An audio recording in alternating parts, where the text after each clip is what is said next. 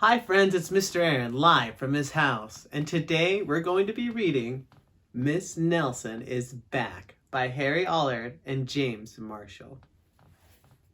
Miss Nelson is back.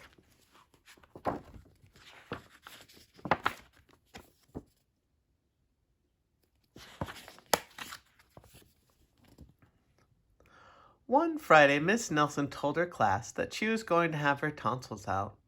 "I'll be away next week," she said, "and I expect you to behave." "Yes, Miss Nelson," said the kids in 207. But at recess, it was another story. "Wow," said the kids. "While Miss Nelson is away, we can really act up." "Not so fast," said a big kid from 309.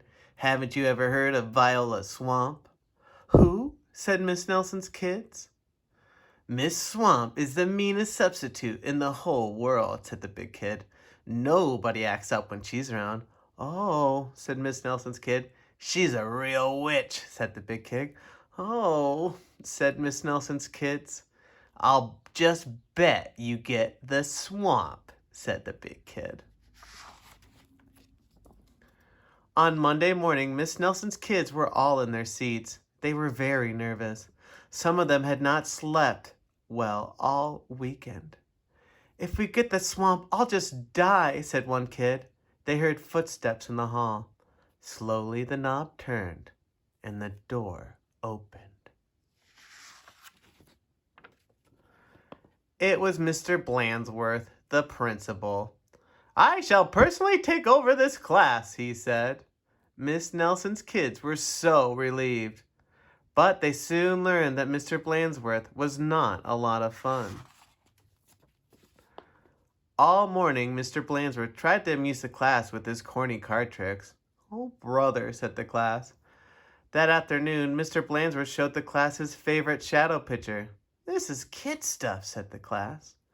The next day, Mr. Blandsworth demonstrated his favorite bird calls. They were not a success.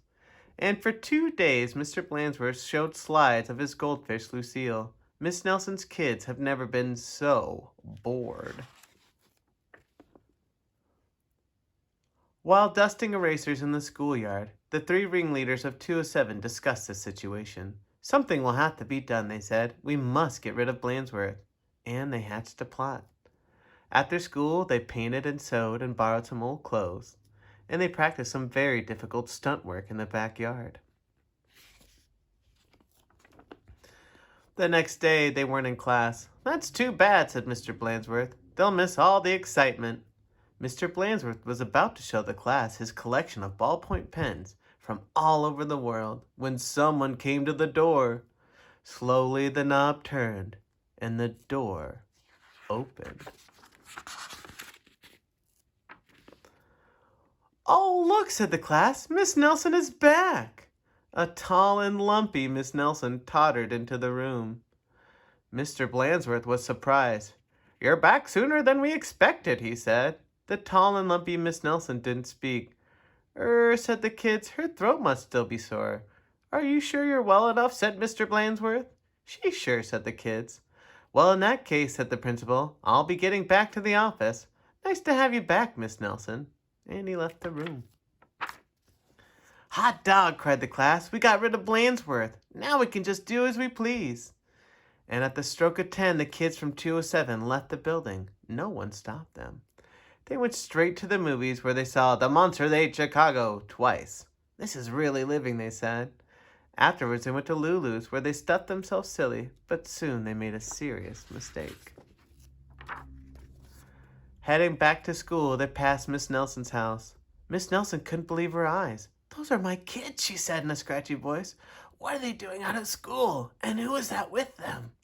Miss Nelson telephoned Mr. Blandsworth to see what was going on. "You're not Miss Nelson," said Blandsworth. "Miss Nelson is back." And he hung up. "Can't fool me," he said. Said Miss Nelson. "Something will have to be done." And she went to her closet. Back in 207, Miss Nelson's kids were spending an agreeable afternoon. They were very pleased with themselves. "We should do this more often," they said. They did not notice a figure out in the hall. Slowly, the knob turned, and the door opened. "My name is Viola Swamp," said the lady in a scratchy voice. "Yipes!" cried the kid. "The swamp!" "That's right," said Miss Swamp, "and I'm here to whip this class into shape. Get back to those desks on the double." The class did as it was told. The big kid from 309 was certainly right. Miss Swamp was a real witch. She knew how to get results. The class did a whole week's worth in no time. "We shouldn't have gotten rid of Blandsworth," they said. "Pipe down," said the Swamp, "or—" Just then, something under the desk attracted her attention. It was a mask. "Aha," said Miss Swamp, "so that's your little game." And she tried on the mask just as Mr. Blandsworth stepped into the room. "Miss Nelson," said Blandsworth, "I'm of the opinion that Swanderman has been impersonating you." "Uh-oh," whispered the kids. "You don't say," said Miss Swamp. "Probably just some kids acting up. I'm sure it won't happen again." And Mr. Blandsworth left. "And it won't, will it?" said Miss Swamp to the class. "Because the Swamp will be watching."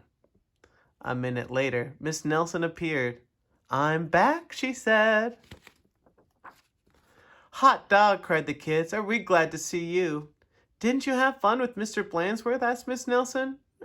Said the kids. They decided not to mention Miss Viola Swamp, but they wondered why Miss Nelson hadn't seen her in the hall.